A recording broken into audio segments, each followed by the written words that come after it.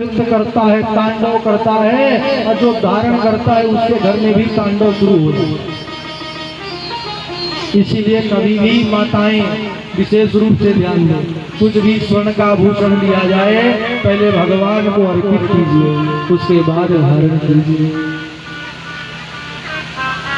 इसी पांचवें स्थान को पा करके कलयुग ने पूरे पृथ्वी पर अपना साम्राज्य खड़ा कर दिया। महाराज परीक्षित ने तुम्हारे विचार किए कि हमारे पुरखों ने हमारे लिए क्या छोटा मुकुट था।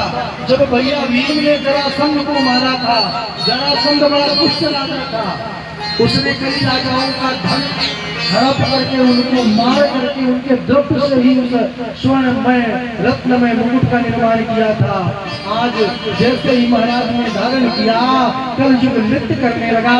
धारण करते ही महाराज के मन में एक विचार आया, चलो आज मार काट करते हैं शिकार के।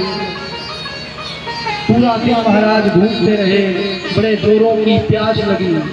एक समीक ऋषि की कुटिया को देखा, महात्मा समीक समाधिस्थ बैठे थे। परीक्षित ने जल की याचना किया, महाराज जल दो। सुने नहीं, क्योंकि समाधि में थे। कलयुग के कारण उनके मन में बुराई आ गई, ये मुनि ढोंगी है, कहीं उठ करके जल देना पड़ जाएगा, इसलिए इसने ऐसा ढोंग रचाए, आंखों को बंद किया है, मरा हुआ सर्प लपेट दिया। तुम्हारे जैसे ऋषियों का एक स्वागत है। महाराज परीक्षित चले गए। समीक के एक पुत्र थे, छोटी अवस्था ही थी, ऋषि श्रृंगी।